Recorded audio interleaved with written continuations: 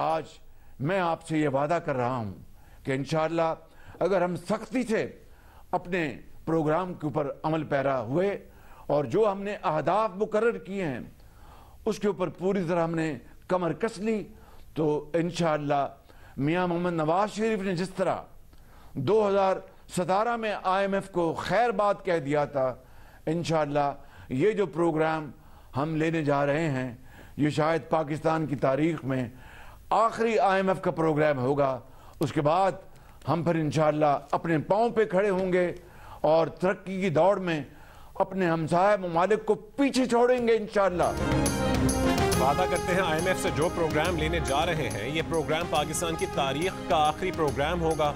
वज़ीर आज़म शहबाज शरीफ ने कौम से खिताब में बड़ा ऐलान कर दिया। कहा कि दोस्त ममालिक की सरमायाकारी से मुकम्मल फ़ायदा उठाने के लिए निज़ाम वज़ा कर लिया है। ऐसे तमाम इदारे जो करप्शन का मरकज़ बन चुके हैं उनका खात्मा फ़र्ज हो चुका। कौम 1.5 से 2 महीने में पाकिस्तान पर बोझ बनने वाले इदारों से मुतालिक सख्त फैसले देखेगी। कहा कि सनतों के लिए फी यूनिट बिजली 10.5 रुपये सस्ती कर दी, जिससे सनतों पर से 200 अरब रुपए का बोझ कम हो जाएगा। अमीर और गरीब का फ़र्क कम करना होगा। तबका अशराफिया शाहाना जिंदगी गुजार रहा है, टैक्स सिर्फ तनख्वाहदार पर लग रहा है।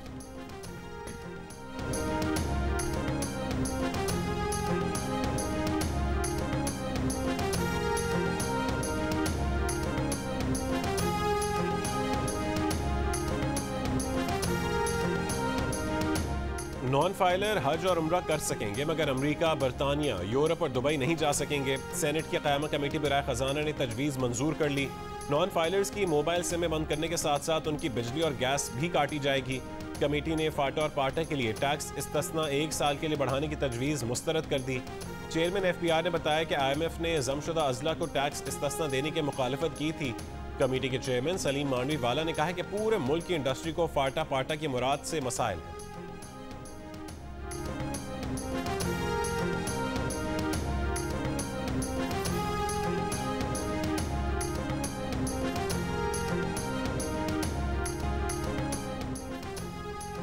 खलीजी ममालिक समेत दुनिया के मुतादिद ममालिक में मुसलमान आज ईद उल अज़हा मना रहे हैं। अमरीका, बरतानिया, कैनेडा और यूरोपीय ममालिक में भी ईद मनाई जा रही है। मुख्तलिफ शहरों की मवेशी मंडियों में मिशन खरीदारी उरूज पर। व्यापारी को भारी जेब वाले ग्राहकों का इंतजार, शहरियों को मुनासिब कीमत वाले जानवरों की तलाश। कराची की नॉर्दर्न बाईपास मवेशी मंडी में बेशतर जानवर बिक गए। छुरियां, चाकू तेज करने वालों का कारोबार भी चमक उठा। कोले और अंगीठियों की भी खरीदारी। ईद उल अज़हा के करीब आते ही मुनाफाखोरों की चांदी। ईद के पकवानों की तैयारी में इस्तेमाल होने वाली हर चीज़ महंगी कर दी। कराची में टमाटर की कीमत में एक दिन में 140 रुपए तक का इजाफा।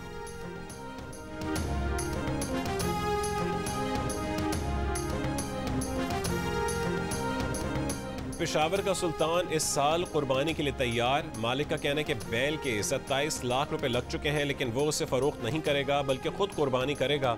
इस्लामाबाद की मवेशी मंडी में शेरों की धूम। कमालिया में सफेद चांदनी के चर्चे। 20 मन की चांदनी को देखने लोग दूर दूर से आ रहे हैं। हंगू की मंडी में मारखोर से मुशाबे बकरा तवज्जो का मरकज। वज़ीर आला पंजाब मरीम नवाज की ईद उल अज़हा पर आलाइशों की बरवक्त सफाई की हिदायत। कहा कि सफाई का मयार वही होना चाहिए जो वज़ीर आला शहबाज शरीफ के दौर में था। ईद की छुट्टियों में तमाम सूरत हाल की खुद निगरानी करेंगी। वज़ीर आला की पेट्रोल में कमी का बड़ा रिलीफ, किरायों में कमी की सूरत आवाम को पहुँचाने की भी हिदायत। पेट्रोल की कीमत में 35 रुपये कमी के बावजूद ट्रांसपोर्ट किरायों में कमी न होने पर वज़ीर आला बरहम। हुक्काम को ट्रांसपोर्ट किरायों में फौरी कमी के लिए ऑपरेशन शुरू करने की हिदायत। ये गवर्नमेंट की तरफ से बहुत ही एक ज़बरदस्त इनिशिएटिव है। जिस हिसाब से मतलब बढ़ा है उस हिसाब से कम नहीं हुआ ना।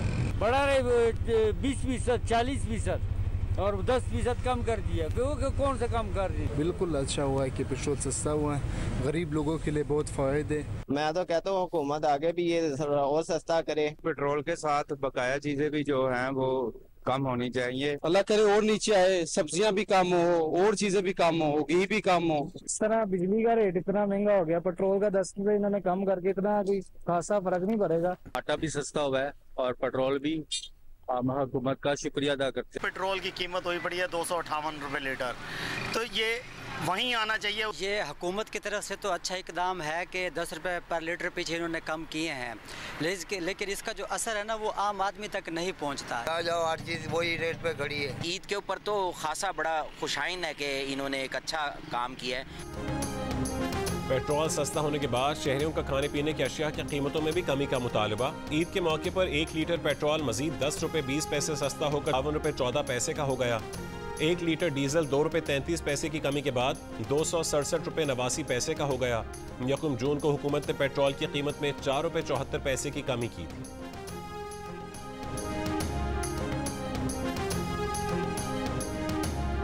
वज़ीर आज़म शहबाज शरीफ ने कहा है कि शोहदा और गाजियों की तौहीन करने वाला मुल्क तरक्की और खुशहाली का दुश्मन है।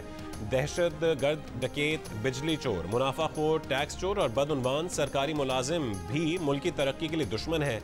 बोले माजी में जब भी तरक्की और खुशहाली का सफ़र शुरू हुआ कोई ना कोई हादसा हो गया या रुकावट आ गई। अहद है कि पाकिस्तान का मुस्तकबिल रोशन करने के लिए कड़े से कड़ा फैसला करेंगे, कोई दबाव बर्दाश्त नहीं करेंगे। लोग कहते हैं कि मुल्क ने तरक्की करनी है तो बानी पीटीआई को 5 साल जेल के अंदर ही रखें। वफाकी वजीर एहसन इकबाल का बयान। कहा कि बानी पीटीआई की सियासत इंतशार और फसाद की सियासत है। मुल्क अदम इस्तेहकाम और बेयकीनी की सियासत का मुतहमिल नहीं हो सकता। इमरान खान और अदलिया फैसला कर लें कि मुल्क को मुज़ाकरात और अमन से आगे लेकर जाना है या इंतशार फैलाना है। हुकूमत 5 साल पूरे करेगी। इस्टेब्लिशमेंट को भी समझ आ चुकी है।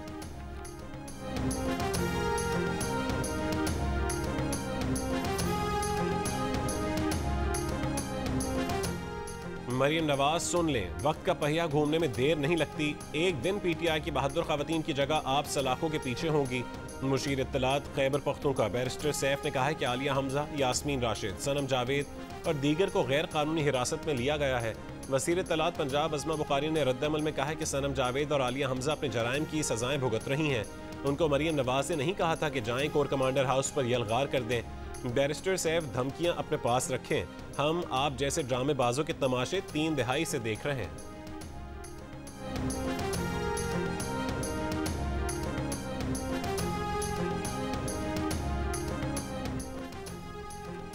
अटक की जिला कचहरी में एलीट फोर्स के ASI की फायरिंग। साबिक सदर डिस्ट्रिक्ट बार अटक मलिक इसरार अहमद और एडवोकेट जुल्फ़कार मिर्जा को कत्ल कर दिया।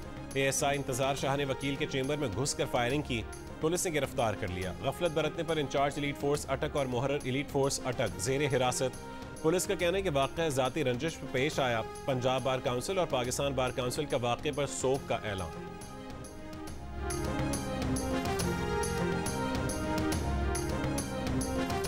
वज़ीर आला पंजाब मरीम नवाज का अटक में 2 वकीलों के कत्ल पर गहरे दुख का इजहार। बार काउंसिल के ओहदेदारों से मुलाकात में ताज़ियत। कहा कि वकीला बिरादरी का तहफ़्फ़ुज़ यकीनी बनाना हुकूमत की जिम्मेदारी है। वफाकी वज़ीर क़ानून आज़म नज़ीर तारड़ का भी अटक में वकीला के कत्ल पर इजहार अफसोस। पंजाब बार काउंसिल से खिताब में कहा है कि वज़ीर आला पंजाब ने हिदायत की है कि वकीला के कत्ल की तफ्तीश और प्रोसिक्यूशन में कोई कोताही न बरती जाए। मकतूल वकील मुल्ज़िम के खिलाफ फैमिली कोर्ट में ज़ेर समात मुकदमे की पैरवी कर रहे थे।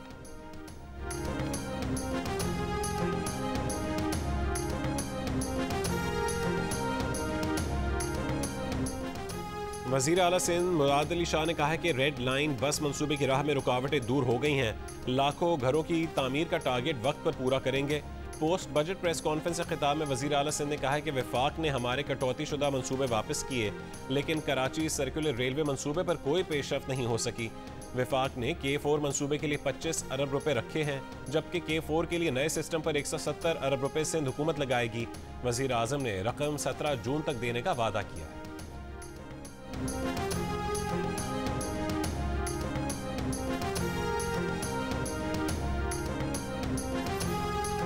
Chief justice Sindh high court justice Aqeel Ahmed Abbasi से अदलिया पर दबाव और मुदाखलत के इल्जामात से मुतालिक सहाफ़ी का सवाल।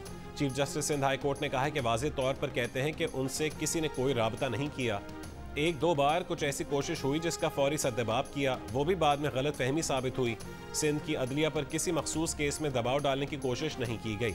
इलेक्शन ट्राइब्यूनल के जज का तबादला मामूल की कार्रवाई थी। अदलिया की आज़ादी उसके फैसलों से नजर आती है।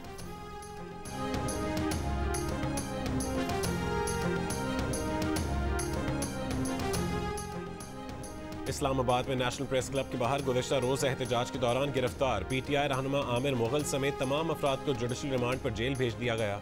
इस्तेदाद दहशतगर्दी अदालत का फरीकैन को 20 जून के लिए नोटिस। जज ताहिर अब्बास सिप्रा ने कहा है कि जमानत की दरखास्तों पर सरकार को नोटिस किए बगैर फैसला नहीं हो सकता।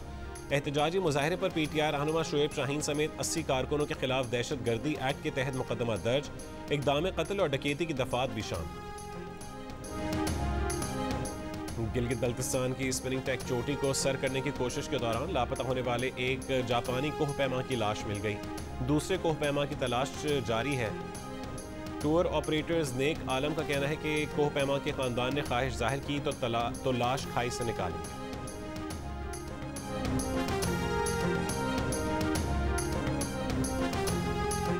मकबूजा कश्मीर को भारत का अटूट अंग मानने से इनकार क्यों किया? आलमी शोहरत याफ्ता भारतीय लिखारी अरुंधति रॉय पर भारत में इंसदाद दहशतगर्दी कानून के तहत मुकदमा चलाया जाएगा।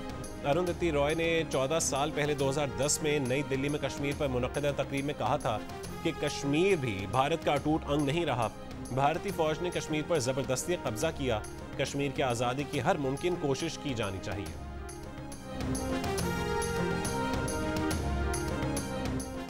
रफा पर इसराइली फौज के ज़मीनी, फ़ज़ाई और समंदर से शदीद हमले। 24 घंटों में 40 से ज़्यादा फ़लस्तीनी शहीद। अल-क़स्साम ब्रिगेड्स के मुताबिक इसराइली हमलों में मज़ीद 2 इसराइली यरगमाली मारे गए। गज़ा पट्टी में इसराइली टैंक पर मिसाइल हमले में 8 फ़ौजी हलाक हो गए। इसराइली फ़ौज ने तस्दीक कर दी। रफा में फ़लस्तीनियों के मकानात में इसराइली फ़ौज की तोड़ फोड़ वीडियो बनाकर गज़ा में तज़ीन व आराइश के नाम से पोस्ट कर दी।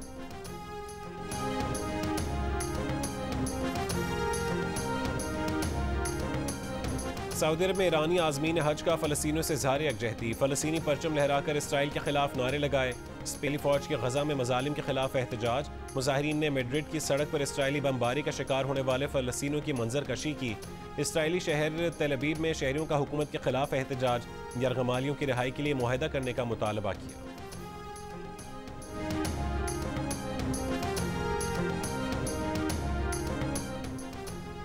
बरतानिया के princess of Wales Kate Middleton 5 महीने बाद मंजर आम पर आ गई।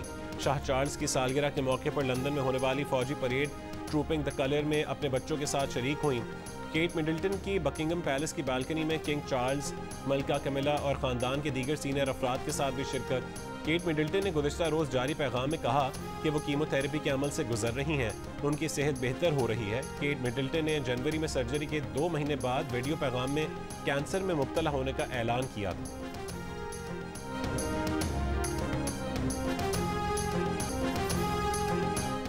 जियो फिल्म्स की पेशकश। मानो एनिमेशन की तैयार करदा पाकिस्तान की सबसे खूबसूरत फिल्म द ग्लास वर्कर आलमी फेस्टिवल में फिल्म बीनों के दिलो दिमाग पर छा गई। लोग फिल्म की तारीफ करते नहीं थक रहे। Film the glass worker Jio films और मांडवी वाला एंटरटेनमेंट के बैनर तले 26 जुलाई को सिनेमाघरों की जीनत बनी।